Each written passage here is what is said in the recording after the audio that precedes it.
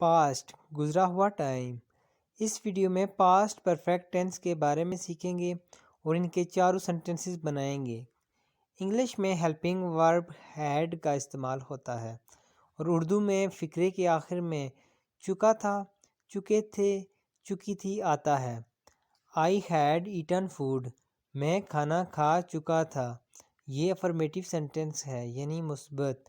I had not eaten food, میں کھانا نہیں کھا چکا تھا، یہ نیگیٹو سینٹنس ہے یعنی منفی۔